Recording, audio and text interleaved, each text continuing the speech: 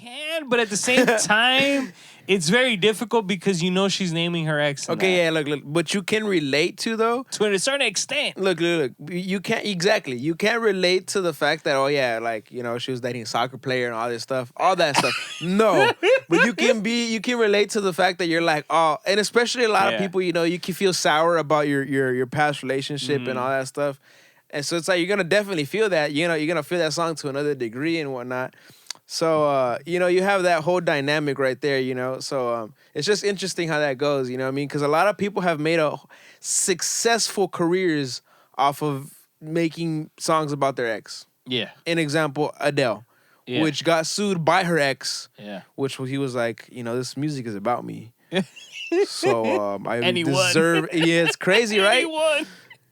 But it's because she earns more money. Yeah. That's crazy though, right? Yeah. Like, you know what I mean? And she literally, I think she made him a millionaire, if I'm not mistaken. Because he took all her money, like, you know what I mean? And that's a whole nother separate conversation, but at the same time, it's like... Well, I don't know if she's still with that guy, with the Rich guy Paul? from... Rich Paul. I'm not sure. I think she still is. Because, what was it recently? I think it was the Grammys. Where I saw a video backstage where she's better said it was... Where they're together... But she's talking to, I want to say, I think it was Busta Rhymes. And Busta Rhymes talking to her, and then you could tell Rich Paul he's starting to look impatient, bro. Mm-hmm. And he's looking impatient, and then the whole thing on Twitter was like, Busta Rhymes over here giving him I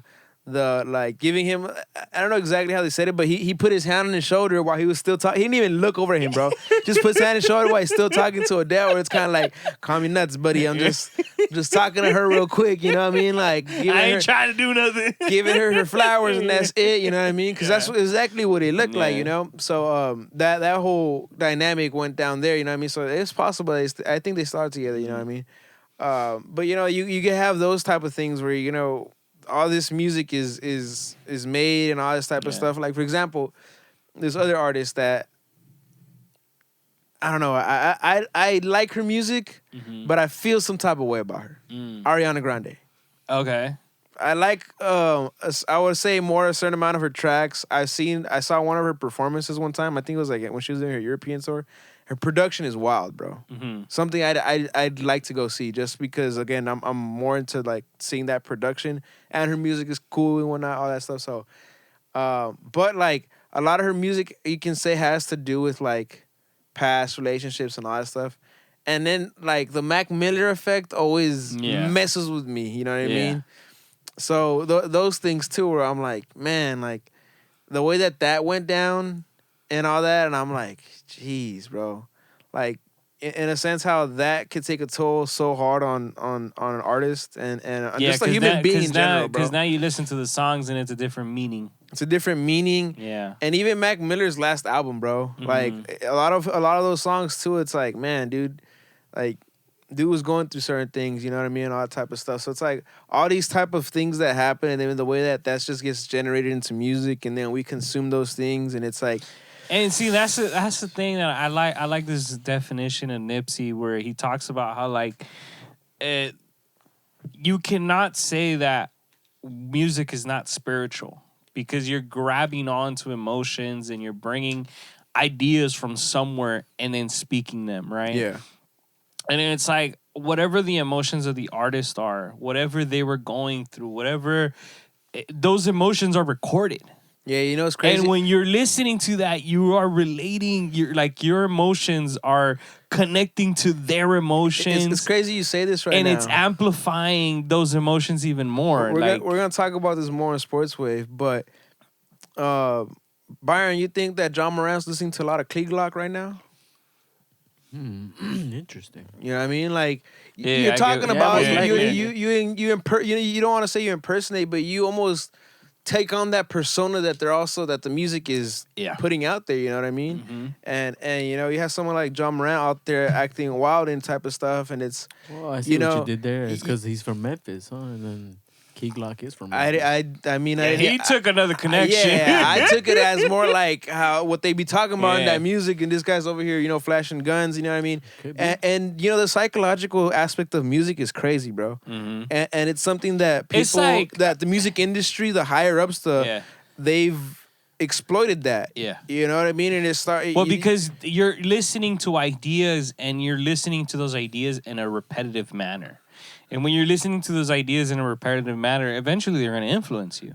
Right? You know, it's funny. I like, we obviously we love comedy. Dave Chappelle, one of my favorite comedians. And on the Chappelle Show, there's a skit that he has with John Mayer where he tries to show the different effects that music has on people, bro. I don't know if you've seen that one before. Yeah.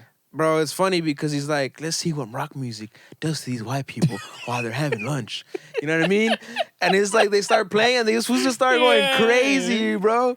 And it's like he goes through, and it's like, yeah, you know, he has the racial aspect and all that stuff. You know, that's the funny part you could say. I'm not saying that being racist is funny. I'm not saying that. More stereotypical. I'm not saying that, sir, at all. But what I'm trying to say is that the effect that music has on the people, it'll have you acting a certain type of ways. You know, you go to the 70s and you look at all the music that's coming out there, you know. And it's like you're going to tell me, like right now you were talking about Key Lock. It's like, bro, you're going to tell me that when you don't listen to rap music, you don't feel hard. You don't feel like you're from the hood.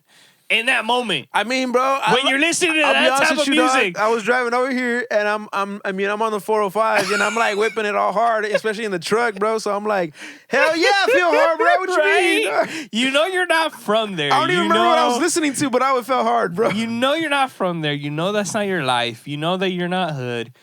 But it's like you listen to that and because you're like, like it just makes you feel hard, you know. But again, you just go back and you look at age, you know, how music has been, especially when we bring it back to like the 70s, and how, you know, drug use was heavy in there, and how a lot of that stuff was happening. I mean, the Beatles were singing of a yellow submarine, bro. Yeah, you know that.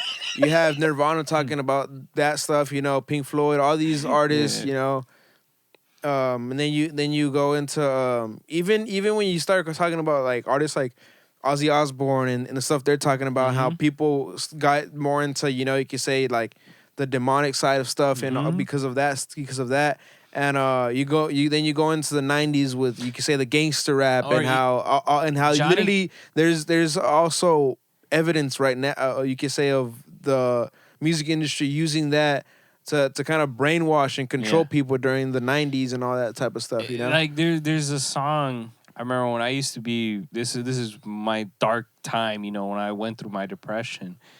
There's a song by Johnny Cash, when you listen to that, it makes you even feel more like, where he starts off, I hurt myself today to see if I still feel. And then he's like, I focused on the pain. It's the only thing that's real. And you're like, yes! Yeah. You're so sad that you're hearing those lyrics, and it's just, all right, let's submerge more further down into it, you know? Yeah, exactly. And that's where it's like very powerful. There's certain like lyrics where you're like, dude, like, man, this is very, very crazy. And not even just lyrics, bro. Frequencies. Yes. That have people in a certain aspect. There's what's his name? Residente talks about that. He, in an interview, I heard him talk about that, how like we don't understand that there are certain pitch noises and certain frequencies that can make us act a certain way or activate feel a certain type of way, or activate like certain wavelengths within our mind, like brain waves, when you hear those frequencies. And I was like, dude, that's interesting. Like, because he said that he went, I forgot what country he went to study that. He went to study that and understand like that stuff to make his music better. Yeah, and all those things play a big factor into it, man. And like you said, also the lyrics and all that type of stuff. There was, I think, me, you, and Enzo were talking about it in the group chat one time, where there's this song by Doja Cat with The Weeknd, where the beat and everything, bro, amazing song, bro. Yeah. Amazing song. But let me find these lyrics, bro, to that song. I remember we're saying some wild lyrics. Just so that, just so that you can put this into context as far as like how you hear a dope beat. Yeah. That'll just hook you, bro. Yeah. The frequency will hook you, bro. Yeah. And then after that, the lyrics just take you to another. That happens, especially because you'll just start. After you listen to vibing, it, you start vibing. You start vibing. You start listening after certain times. And you said after repetition, you learn the lyric and you just start singing. Hold up, let me get to that. Because that's happened to me before, where like for example, the song is called "You Right," by the way. When I listen to an album, like the first time I listened to an album, I honestly never like do a run through. Yeah. I literally listen to like the first 15 seconds of each song and see which beat I like. Yes. And then after I've done my run through of like, all right, I like this beat, this beat, this beat. And then I'll be like, all right, let's play the one that I liked with that beat. And then I'll be listening to that one. That's an interesting way of doing it. And then it. eventually I feel like I do start that- venturing out to the other ones. I feel like I do that subconsciously, but I know what you mean. I did that with Kali Uchis, and we'll get there right in a Yeah. moment. So with this song, "You Right," again, Doja Cat and The Weeknd, and again, as soon as you hear the song, the first I'm like, groovy, just everything I'm like hitting, you know what I mean? But once she starts singing, this is the first thing she says, bro. I got a man, but I want you. I got a man, but I want you. It's just nerves, it's just dick making me think about someone new. And I was like, bro. That's a subconscious idea right there. Bro. You know what I thought about, bro? Yeah. This is what I thought about. All right. I thought about you're in a situation where you're in a relationship, right? Yeah. You're in a relationship with someone probably for some time, right? Mm-hmm. And then you got something what we like to call a work husband. Okay. And then I think about that lyric. I got a man, but I want you. Mm-hmm. I got a man, but I want you. It's just nerves. It's just dick making me think about someone new. And I'm like, dang, is that how it works? It's the idea, right? You know what I mean? It's like you can be listening to that song, but you don't know if that idea automatically clicks. And he's like, imagine the girl is on that day, right? She's probably thinking about the dude that she wants to smash. And she listens to that song. And then it's like, It gives power to the thought in right? a sense, bro. Yes. And it Because amplifies it's like, I it. didn't say it, but it said, Yeah. and it's like, it's giving power to that Yeah, thought, bro. And it's like, well, it could happen. Byron, what'd you think when you heard that lyric? That sounds like an affair, man. Such a good Fair. You know what I That's mean? wild. So, Oh, there is another. and don't get me wrong, one. look, again, I want to put this back, bring this Yeah. back in a bit because I don't want to just bring it out like, oh, females is the only one saying bro. this. There's a song by Plan B back in the day, where they say this lyric: "Ojos que no ven, corazón que no sienten." And like that's a very popular song, bro. He's literally talking about I cheat on my girl, but eyes don't see, the heart don't feel. Mm-hmm. Yeah, bro. But like this one, the way that it just puts it out there, it's bro. just nerves, it's just it's dick, more- it's more making me think about explicit, someone yeah. new, and I'm like, jeez, bro. And it's like those type of stuff, and it's like, trust me, even when I think about, for example, an artist, another popular artist, Bad Bunny. I had all relationships on that one. But at the same time, I really try to think about a lot of things, and I try to think about what is it that makes girls really love this guy. Mm-hmm. You know what I mean? Yeah. Because in a sense, I don't want to sound like a hater at all. I like Bad Bunny myself as far as the music and stuff, all of that. But it's like, all right, I've seen, you could say in a sense, better looking men, no homo. Yeah. And all this stuff, and especially within that genre and all that stuff. So I'm like, it makes me think, I'm like, all right, what is it about this guy? Let's just take one, Maluma. Maluma's a way better looking dude than him. You know what I mean? And like, so I just think about all this stuff, and I'm like, what is it that really drives girls crazy about this guy? Mm-hmm. What is it about him that separates him from everybody else in that genre? His voice. No. You know what it is? That I've came down to a conclusion to? What's your conclusion to His it? style. Yes, but the specific thing is that he does whatever he wants he crosses boundaries, does whatever, especially as of lately, does whatever he wants, crosses boundaries without apology, basically. He's apologetically himself. Exactly. And that's someone who has an identity, right? You know, but it's like, what is, and especially then I relate it back to his music, and especially one of his most popular songs, which, you know, one of his most popular songs, it's funny because all the money that it generates, it goes to Missy Elliott. Correct. And it's like, what is that song talking about as well? And what do girls go crazy about, especially with always also reggaeton music? Mm-hmm. perreando, all this stuff, and it's that genre and Bad Bunny more now that he came and he took it to another level. You could say it allows, you could say, the females to want to be themselves, not be themselves, but just act out without apology. No, the Missy Elliott one that you're talking about is the other one. Is the but you get what I'm saying with you get what I'm saying with the whole like the aspect of just the music and the effect that the frequency gives you, and then the lyrics. No, and I said that his first album, like, it's not that poppin', bro. His first album is depressing as hell. I love that first album, though, more than like almost the other ones, bro. I love that first album too, bro. I mean, I fell in love with him with that one, but that first album, there's not like a lot of. I think Mia's probably the only one, and maybe Doscientos.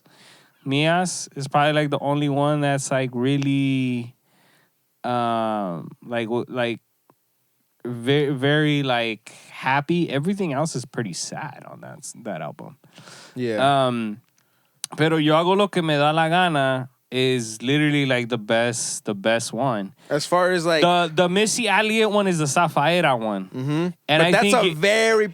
Bro, but I think you're talking. I think you're talking more of Yo Perreo Sola, because that's a liberating song for women. No doubt, but Zafajera, if like, especially when he played that song when we went to the oh yeah. That song, bro, people went girls went wild for that one, bro. And then like, so I take everything about that song. To me, is the most reggaeton song that guy has. Well, yeah, he's doing it with Joel Randy. It's the most, so it's like, you take it's different lyrics. Generations of reggaeton that he does in that same song. And that's what, because it's almost like 3 songs etched together through that whole entire song. Yeah, and I don't know, is that the same song? Is that the same song where his famous line comes out in, or no? Yep. Si tu novio no te mama. Yeah. Yeah, Zafaera. Yeah. Or he says, agárralo como bonga y esconde. Yeah. Bro! I'm telling you, dog. I've been thinking about this a lot lately. Or Mami que tú quieres. Aquí go tiburón. Zafaera too. That's why I said it's like 3 songs put together in one. Yeah, and it's like, that song, bro, you play that song, it's over, bro. Yeah. It's over, dude. Yeah. You're going to see how a girl really, what she really is that day, bro. I'm sorry, dog. I'm sorry. Let's see how much of a freak you are. That's going to be the test on the first date now. Let me play this song. I gotta see. Okay, but obviously, if you're driving in the car, you're not gonna get the same reaction. If like, okay, you've been out, you had a couple drinks or something, you play that song, bro, and you're gonna see. Yeah. You know what I mean? And yeah, bro, it's the effect that music has on people, bro. Like, and trust me, bro, I've been through certain things, and when I say things, I've been through certain breakups, because we're talking about all this, you know, the feelings and emotions. That I couldn't listen to certain artists, bro. Oh, definitely. I remember there was this one breakup that I couldn't listen to The Weeknd for the longest, bro. Mm-hmm. The Weeknd and then at some point, that obviously went away. Yeah, you know what I mean. You know, and for me, that Maluma, I couldn't listen to Maluma for a while. Mm-hmm. I had to step away from it because I actually liked him. Yeah, before my breakup, I liked funny, Maluma. the most recent, but then after that, I was like, I can't listen to that. For me, the most recent one, I stayed away from Bad Bunny. And I remember you told me, he's like, bro, don't listen to none of that shit. Oh yeah, definitely. I stayed away from all but the reason that. I told you to stay away from it is because it's very depressing. Yeah, like his music is very depressing. A lot of that because I stuff remember is. when I was going through mine, dude. Like it was when his first album released. You know, and because it's funny. I didn't dive deep into that album until the latest breakup, but I took like 6 months until I started really listening to that type of music. He released that album December. And I was like, bro, I need this. December of 2018. He released that album. And then my breakup happened in February of 2019.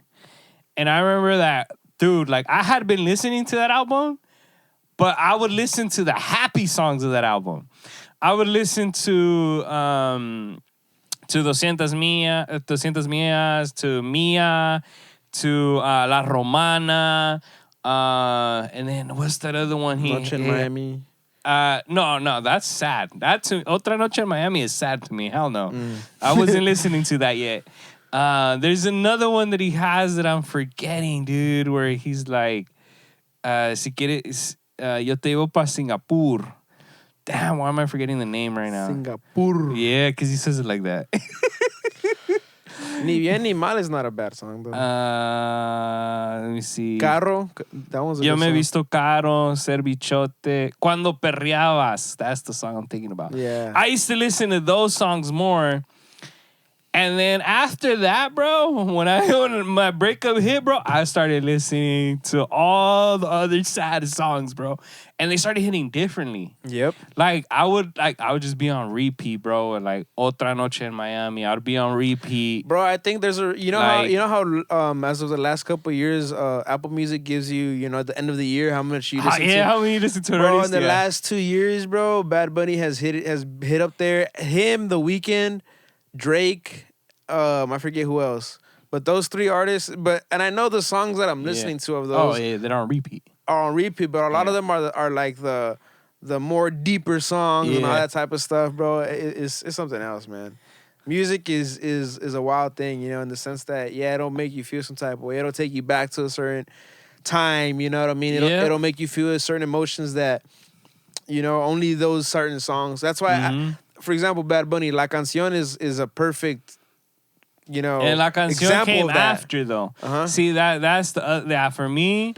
Nah, if you want to talk about Oasis, and I showed you that song, is Odio. Yeah, that was wild. No, but La Canción. Because a lot of people like La Canción. I'm like, nah, you guys got to listen to Odio. Definitely, bro. But La Canción, it's just basically encapsulating what we're talking about. You play that song and it's like, oh, I didn't think I'd think about you again. They play the song. They play the song and You know what I mean? Oh, Un Peso. Like, there's a lot of them. Un Peso's another one. Because I like that rock guy they have in the end and what he says. That's a good one, too. Yeah, no, it's interesting, bro, how all these, what you listen to can influence your decisions. Yes. Influence the way you feel, as we're talking about. Think. All that stuff, you know what I mean? So it's I've been on kind of I haven't been listening to him literally since we went to his concert.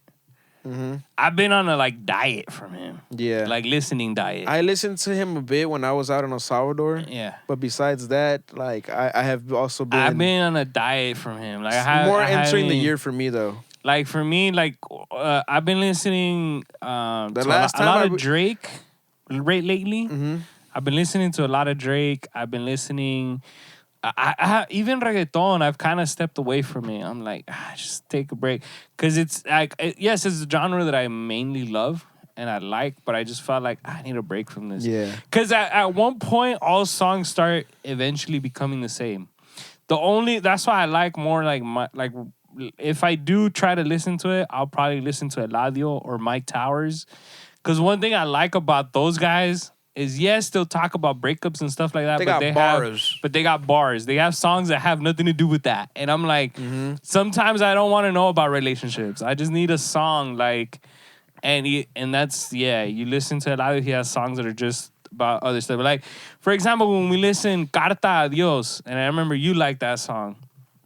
Yeah. The Letter to God. That's such a great song. Just to listen to meditate, you're like, okay, what is he saying? What is he talking about? It's facts. Yeah. It's facts. What about you, Byron? What did you been listening to lately?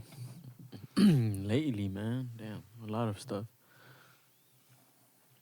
Specifically. What's an artist, bro?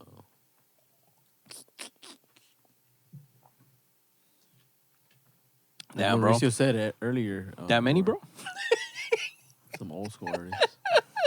What's old school? What genre? Rap, hip hop, Elton John, pop. Oh, Elton John. He's listening to some other type of oldies, bro. He's really, that's what I'm saying right now. Your journey, bro. Nazareth. Wow. A little bit some Air Supply. Dang, he's going back. Eagles. But that's mostly because of the office work. But interesting. And I feel it, bro. When you're especially in the environment where you're working at work, at an office type of thing, you need a break rhythm in a sense. Listening to the same artist all the time, bro, you can burn out really quick on music if you do that, bro. I even like that song from Harry Styles. I love which it, one? though. Which one, bro? You're about to get fans, bro. Which one? Tell us which one. The recent one, what's it called? Watermelon Sugar High? Nah, it's called I was about to say, damn, bro, you like that cocaine, bro. when he's like, we're not just the same as it was. As it was. All right, you have to play it Yeah, afterwards, you know, bro. he's saying it properly. Bro, I've never heard this song, bro. As it was. I'll be honest with you. It's a recent one. This is you guys are gonna call me crazy, but Crazy. I've given Taylor Swift a little bit of a shot, and her latest album at least. It's been a while since I listened. I've always liked Lana Del Rey more than her. I feel you. But Lana, she's been out of the game. I was about to say, I already. feel like she fell off. Yeah. You know what I'm saying? Yeah. But in that aspect of stuff, music is just I don't want to say a revolving door, but it's. I mean, it can be repetitive in some sort of sense. I mean, it just depends again. I think on where the direction you take it. What I like right now also about streaming services for music, you can explore a lot of music because of it. Yes. It'll suggest playlists to you. I would and say all that Apple has improved a lot compared to when I first started.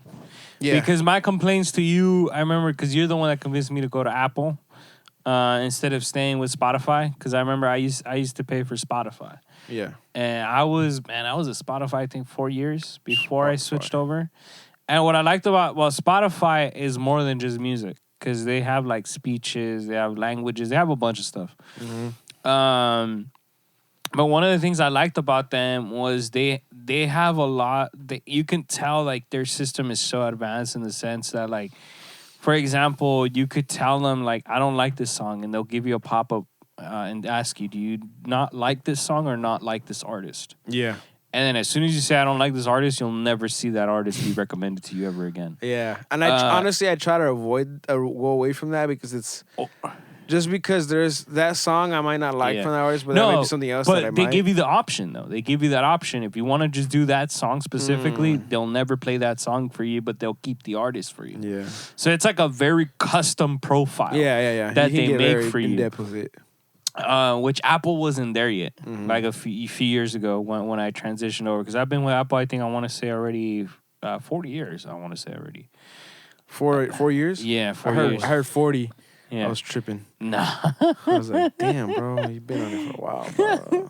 So yeah, I've been on Apple Music for about 4 years, and that's where I'm like, damn, like it's crazy how much it's advanced and it's become better than what it was when I first joined. Because when I first joined, man, it was bad. It like the suggestions, all that stuff. I was like, nah, you guys ain't there yet. But now they're starting to get there too. I feel that. Yeah. I feel that. And that they started the end of the year to try to compete with Spotify, because Spotify's been doing that end of the year for the longest. Yeah. The other thing that Apple's probably gonna have to do, which I'm pretty sure they will, is when they make you feel special. Spotify does this thing that if you listen to an artist enough, you get like a custom letter, supposedly, from the artist that you love, and it's like a gratitude letter. I wonder if they still do that. They send you an email and it has a picture of the artist that you've been listening to a lot. And then they go, this is a letter of appreciation from this artist because you listened to them. Yeah. And then here are upcoming like dates for them if you want to go watch them live. Oh, I've seen that. Yeah. I've seen that where it tells you when they're in the area type of shit. But Apple still hasn't gotten there in that yet. Yeah. But I'm pretty sure they'll end up doing something like that. Yeah. We'll see how that goes. They'll probably mix it with Ticketmaster if they really want to step up their game. Like, if you could, I'm pretty sure eventually it's gonna get like that, where it's like, how do you market a concert even more? And it would be mixing the ticket sellers with the actual streaming services. Because the streaming services will actually know, well, this person listens to this person so many times. Why don't you just recommend them tickets? Yeah. You know? Yeah. Yeah, and Apple is like Instagram. They're a little behind, but they're right there. You know what I'm saying?